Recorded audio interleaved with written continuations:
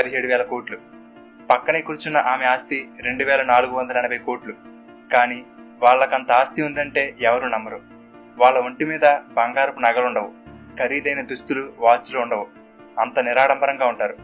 వాళ్ళు ఎవరో కాదు, మన దేశంలోనే అతిపెద్ద ఐటీ కంపెనీలలో ఒకటైన ఇన్ఫోసిస్ కంపెనీ అధినేత అయిన నారాయణమూర్తి గారు, ఆయన భార్య, అలాగే ఇన్ఫోసిస్ ఫౌండేషన్ చైర్పర్సన్ సుధామూర్తి గారు. వీళ్ళు బాగా ధనవంతులవడం వల్ల ఫేమస్ అవ్వలేదు. వాళ్ళ సింప్లిసిటీ, వాళ్ళు సమాజానికి చేస్తున్న సేవే వాళ్ళకింత గుర్తింపుని తీసుకువచ్చింది. ఇప్పటి వరకు మీకు వీరు తెలియకపోతే ఈ వీడియోని పూర్తిగా చూడండి. మీరు కూడా వీళ్ళకి అభిమానులుగా మారిపోతారు. ఒక చిన్న ఇంటిలో మొదలై ఇప్పుడు ప్రపంచ స్థాయి కంపెనీగా ఎదిగిన ఇన్ఫోసిస్ కంపెనీ గురించి, దాని వెనుకున్న ఈ దంపతుల గురించి ఈ వీడియోలో తెలుసుకుందాం.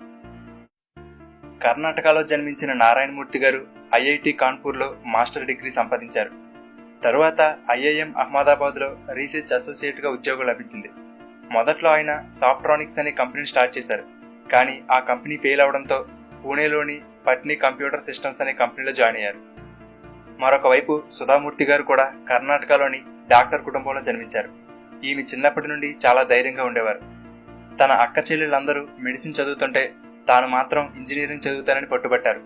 కానీ ఆ రోజుల్లో అమ్మాయిలు ఇంజనీరింగ్ చదవడం చాలా అరుదు. అబ్బాయిలు ఇంజనీరింగ్, అమ్మాయిలు మెడిసిన్ చదివేవారు.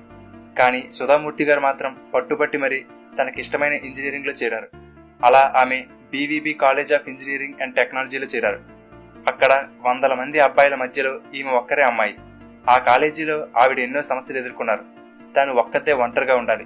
అమ్మాయిల కోసం టాయిలెట్స్ ఉండేవి కాదు. ఇన్ని బాధలుంటాయని తెలిసి కూడా ఆమె ఇంజనీరింగ్ చేయడానికి ఒప్పుకుంది. మొదట్లో అబ్బాయిలు ఆమెను ఏడిపించడం, కామెంట్ చేయడం చేసేవారు. కానీ ఆమెకు చదువులో గోల్డ్ మెడల్ రావడంతో అప్పటి నుండి అందరూ ఆమెను గౌరవించడం ప్రారంభించారు. చదువు పూర్తయిన తర్వాత ఆమె ఒక ఉద్యోగ ప్రకటన చూసింది. అది అప్పట్లో ఇండియాలోనే అతిపెద్ద ఆటోమొబైల్ మ్యానుఫ్యాక్చరింగ్ కంపెనీ అయినటువంటి టాటా ఇంజనీరింగ్ అండ్ లోకోమోటివ్ కంపెనీకి సంబంధించింది. ఆ ప్రకటనలో క్రింద ఈ పోస్ట్కి ఆడవాళ్లు అప్లై చేయవలసిన అవసరం లేదు అని ఉంది. అది చూసి ఆమె నివ్వెరపోయింది. ఉద్యోగాల్లో ఆడవారి మీద వివక్షత చూపించడం తట్టుకోలేక ఆమె ఏకంగా జేఆర్డీ టాటా గారికి ఉత్తరం రాసేశారు. విలువలతో నడపబడుతూ దేశంలోనే అతిపెద్ద కంపెనీ అయినటువంటి టాటా గ్రూప్లో ఆడవాళ్ల మీద వివక్షత చూపించడం ఏంటి అని ఆ ఉత్తరంలో ప్రశ్నించారు. కొన్ని రోజులకు ఆమెకు ఇంటర్వ్యూకి రమ్మని ఉత్తరం వచ్చింది. ఆ ఇంటర్వ్యూలో అమ్మాయిలు ఫ్యాక్టరీలో ఎక్కువ కష్టపడి పని చేయవలసి ఉంటుందని, అది అమ్మాయిలు చేయలేరు కాబట్టే ప్రకటనలో అలా పేర్కొన్నామని చెప్పారు. అప్పుడు సుధామూర్తి గారు, మీరు చెప్పింది కరెక్టే సార్, కానీ ఎవరో ఒకరు మొదటిసారి అవకాశం ఇవ్వకపోతే అమ్మాయిలు ఈ రంగంలోకి రాలేరు కదా అని ప్రశ్నించారు. ఆమె తెలివితేటలకు, ధైర్యానికి మెచ్చుకుని ఆమెకు టెలికోలో ఉద్యోగం ఇచ్చారు. అలా టెలికోలో చేరిన మొదటి మహిళా ఇంజనీర్ ఈవిడే. తరువాత నారాయణమూర్తి గారికి, సుధామూర్తి గారికి మధ్య ఏర్పడిన పరిచయం ప్రేమగా మారి 1978లో వాళ్ళిద్దరికీ పెళ్లయింది. అప్పట్లో సాఫ్ట్వేర్ రంగం పుంజుకుంటుంది. ఆ సమయంలో నారాయణమూర్తి గారికి ఒక చిన్న కంపెనీ పెట్టాలనే ఆలోచన వచ్చింది. ఐడియా అయితే వచ్చింది, కానీ కంపెనీ పెట్టడానికి డబ్బులు లేవు.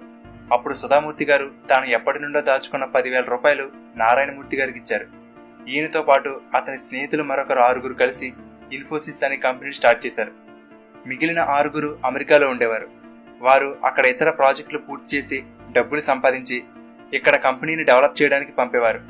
నారాయణమూర్తి గారు ఇండియాలో ఉండి కంపెనీని స్టార్ట్ చేయడానికి కావలసిన అనుమతులు తీసుకుంటూ ఉండేవారు. ఆ రోజుల్లో కంప్యూటర్లు, ఫోన్లు ఉంటే లగ్జరీగా ఫీల్ అయ్యేవారు.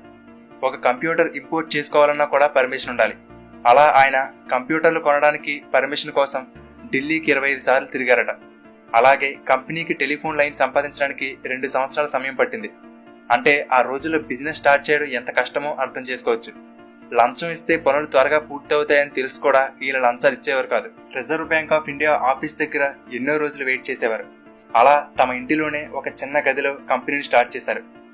ఆ సమయంలో సుధామూర్తి గారు భర్తని పూర్తిగా కంపెనీని చూసుకోమని, తాను కుటుంబాన్ని చూసుకుంటానని చెప్పి ఆయనకు సపోర్ట్గా ఉండేవారు. ఎంత కష్టపడినా గానీ సమస్యలు తప్పేవి కాదు. ఒకానొక సమయంలో పార్ట్నర్స్ లో కొంతమంది కంపెనీని అమ్మేయడం మంచిదేమో అని అన్నారు. కానీ ఆయన మాత్రం ఒప్పుకోలేదు. ఇష్టం ఉన్న వాళ్ళు ఉండొచ్చు, నేను మాత్రం ఈ కంపెనీని అమ్మే ప్రసక్తే లేదని తేల్చి చెప్పారు.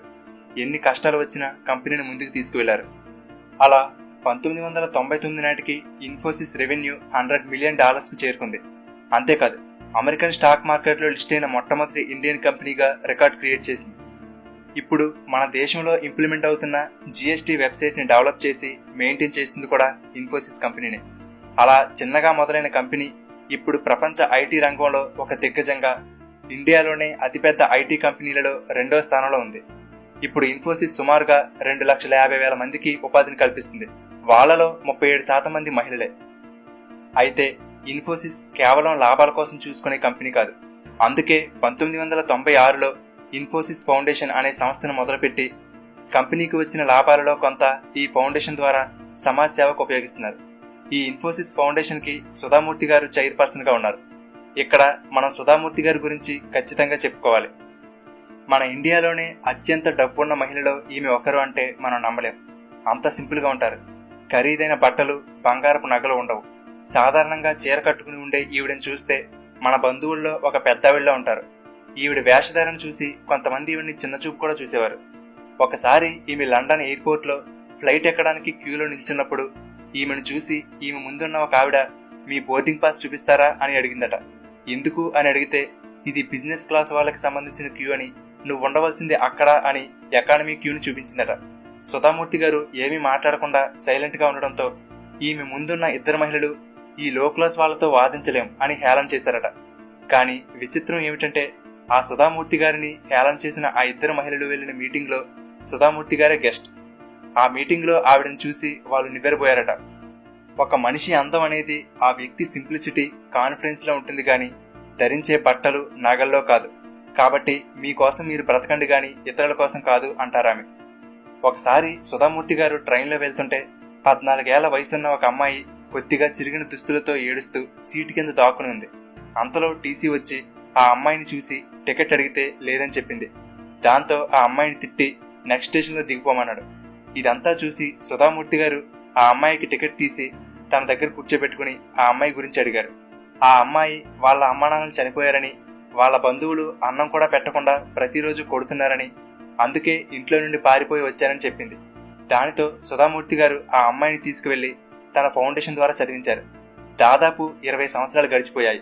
తరువాత ఒకసారి సుధామూర్తి గారు ఒక కాలేజీలో లెక్చర్ ఇవ్వడానికి అమెరికాకు వెళ్లినప్పుడు ఒక హోటల్లో ఆమె తిన్న భోజనానికి బిల్ ఎవరో పే చేశారు. తన బిల్ ఎవరు పే చేశారు అని వెయిటర్ని అడిగితే వాళ్ళు ఒక మహిళని చూపించారు. అప్పుడు సుధామూర్తి గారు ఆమె దగ్గరికి వెళ్లి, మీరు నా బిల్ ఎందుకు పే చేశారు అని అడిగితే అప్పుడు ఆమె, ఎందుకంటే మీరు నా ట్రైన్ టికెట్ కి డబ్బులు పే చేశారు కాబట్టి దానికి కృతజ్ఞతగా అందట. ఆమె ఎవరో కాదు, తాను 20 సంవత్సరాల క్రితం ట్రైన్లో కాపాడిన అమ్మాయి. ఆమె ఇప్పుడు అమెరికాలో ఒక పెద్ద ఉద్యోగంలో స్థిరపడింది. ఎక్కడో చిరిగిన బట్టలతో ట్రైన్లో ఉండే అమ్మాయి ఇప్పుడు అమెరికా వరకు వెళ్ళగలిగిందంటే అది కేవలం సుధామూర్తి గారి వల్లనే. ఇక ఈమె చేసిన సేవా కార్యక్రమాలైతే 1-2 కాదు. ఒక ఊరిలో కొంతమంది మహిళలు పొట్టకూటి కోసం వేశ్యలుగా పనిచేస్తున్నారని తెలిసి వాళ్ళని మార్చడానికి వాళ్ళ ఊరు వెళ్ళినప్పుడు వాళ్ళలో కొంతమంది ఈవిడ మీదకు కోపంతో చెప్పులు కూడా విసిరారు. అయినా ఆమె పట్టు వదలకుండా వాళ్లతో మాట్లాడి 3,000 మందికి పైగా మహిళలకు ఉపాధి అవకాశాలు కల్పించి ఆ వృత్తి నుండి బయటకు తీసుకువచ్చారు. ఇప్పుడు వాళ్ళందరూ కలిసి సొంతంగా ఎదుగుతూ 80 లక్షల రూపాయలతో ఒక చిన్న బ్యాంకును కూడా ఏర్పాటు చేసుకున్నారు. ఇదొక్కటే కాదు, ఈమె చదువుతున్నప్పుడు కాలేజీలో మహిళలకు టాయిలెట్స్ లేవని ఇప్పుడు దేశవ్యాప్తంగా 16,000 టాయిలెట్స్ నిర్మించారు. పుల్వామా అటాక్ లో చనిపోయిన 40 మంది సైనికుల కుటుంబాలకు ఒక్కొక్కరికి 10 లక్షల రూపాయలు ఇచ్చారు. అలాగే ఆర్మీలో చనిపోయిన 800 మంది కుటుంబాలకు సహాయం అందించడానికి సంవత్సరానికి 10 కోట్లు ఖర్చు పెడుతున్నారు. కర్ణాటకలోని ప్రతి గవర్నమెంట్ స్కూళ్లలో లైబ్రరీ మరియు కంప్యూటర్లు ఏర్పాటు చేసేలా ఆమె కృషి చేస్తున్నారు. కర్ణాటకలో వరదలు వచ్చినప్పుడు ఆమె 10 కోట్లు విరాళంగా ఇచ్చారు. అలాగే వరదల్లో ఇల్లు కోల్పోయిన వారి కోసం 2,300 ఇళ్లను నిర్మించారు. ఎక్కడైనా వరదలు వంటివి వస్తే ఆమె స్వయంగా దగ్గరుండి వాళ్ళకు కావలసిన ఆహార పదార్థాలు, వస్తువులను ప్యాక్ చేసి మరీ వరద బాధితులకు పంపుతారు. అలాగే చిన్నపిల్లలకి భోజనాలు పెట్టే అక్షయపాత్ర ఫౌండేషన్ కి ఎప్పటికప్పుడు సహాయం అందిస్తుంటారు. తెలంగాణలో 1,00,000 మంది పిల్లలకు ఒకేసారి భోజనం వండడానికి సరిపడా పెద్ద వంటశాల నిర్మాణానికి కావలసిన 18 కోట్ల రూపాయలు ఆమె విరాళంగా ఇచ్చారు. క్యాన్సర్ పేషెంట్స్ కోసం బెంగళూరులో క్యాన్సర్ హాస్పిటల్ నిర్మాణానికి 40 కోట్లు సహాయం అందించారు. చిన్నపిల్లల చదువు కోసం ఇన్ఫోసిస్ ఫౌండేషన్ స్కాలర్షిప్లు అందిస్తుంది. అంతేకాదు, ప్యూరిఫైడ్ వాటర్ ప్లాంట్లు, బోర్లు, స్కూల్ భవనాలు ఇలా ఎన్నో నిర్మించారు. కృష్ణా, గుంటూరు జిల్లాలలో సుమారుగా 2,500 స్కూళ్లలో చిన్నపిల్లల పుస్తకాల కోసం 2.5 కోట్లు విరాళంగా ఇచ్చారు. ఇలా 1-2 వీరు చేసిన మంచి పనుల గురించి చెప్తూ పోతే ఒక వీడియో సరిపోదు. వీరు చేసిన సేవా కార్యక్రమాలకు గాను ప్రభుత్వం సుధామూర్తి గారికి పద్మశ్రీ అవార్డుతో సత్కరించింది. అలాగే విలువలతో కూడిన వ్యాపారం చేస్తున్నందుకు నారాయణమూర్తి గారికి 2000 సంవత్సరంలో పద్మశ్రీ, 2008లో పద్మవిభూషణ్ అవార్డు దక్కింది. భార్యాభర్తలు ఇద్దరూ అంతే. అన్ని వేల కోట్లున్నా కూడా ఎక్కడా ఆడంబరాలకు పోకుండా ఎంతో సామాన్యంగా ఉంటారు. వాళ్ళ సంస్థలో పనిచేసే కార్ డ్రైవర్లు, అటెండర్ల ఇళ్లలో జరిగే శుభకార్యాలకు కూడా హాజరవుతారు. ఇక సుధామూర్తి గారైతే మనం ఎప్పుడు ఎక్కడ చూసినా ఎటువంటి కల్మషం లేకుండా చిన్నపిల్లలా నవ్వుతూనే ఉంటారు. ఖాళీగా ఉంటే ఏవైనా పుస్తకాలు చదువుకోవడం, లేదంటే ఏవైనా సేవా కార్యక్రమాల్లో పాల్గొనడం అదే పని. వీళ్ళ ఇంట్లో ఉండే లైబ్రరీలో 20,000కు పైగా పుస్తకాలున్నాయంటే ఎంతగా బుక్స్ చదువుతారో అర్థం చేసుకోవచ్చు. అంతేకాదు, మన దేశంలో గొప్ప రచయితల్లో ఈమె కూడా ఒకరు. ఆమె రాసిన పుస్తకాలు మన దేశంలో దాదాపు అన్ని భాషల్లోకి ట్రాన్స్లేట్ అయ్యి లక్షల సంఖ్యలో అమ్ముడవుతున్నాయి. నారాయణమూర్తి గారి గురించి చెప్పాలంటే తనది ఇన్ఫోసిస్ కంపెనీ, రతన్ టాటా గారిది టీసీఎస్. 2 సాఫ్ట్వేర్ కంపెనీలు పోటాపోటీగా ఉంటాయి. అలాంటిది రీసెంట్ గా నారాయణమూర్తి గారు ఒక అవార్డు తీసుకుంటూ రతన్ టాటా గారి కాళ్లకు దండం పెట్టడం అందరినీ ఆశ్చర్యపరిచింది. నిజంగా డౌన్ టు ఎర్త్ అనే మాటకి వీళ్ళిద్దరూ సరిగ్గా సరిపోతారు. నారాయణమూర్తి గారు ఇన్ఫోసిస్ ని డెవలప్ చేస్తూ సంపదని సృష్టిస్తుంటే, సుధామూర్తి గారు ఇన్ఫోసిస్ ఫౌండేషన్ ద్వారా ఆ సంపదని సమాజ సేవకు ఖర్చు చేస్తున్నారు. ఆదర్శ దంపతులకు అసలైన ఉదాహరణ వీరు. కొంత పేరు, డబ్బు, హోదా రాగానే ఏదో సాధించినట్టు విర్రవీగిపోయే మనం ఇలాంటి వాళ్ళని చూసి ఎంతో నేర్చుకోవాలి.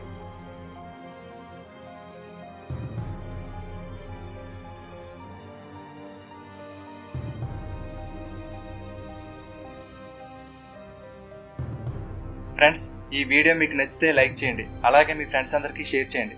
ఇలాగే మరెంతో మంది గొప్ప వాళ్ళ జీవిత చరిత్రలు తెలుసుకోవడానికి తెలుగుబడి ఛానల్కి సబ్స్క్రైబ్ చేసుకుని పక్కనే ఉన్న బెల్ బటన్ యాక్టివేట్ చేసుకోండి. Thank you for watching.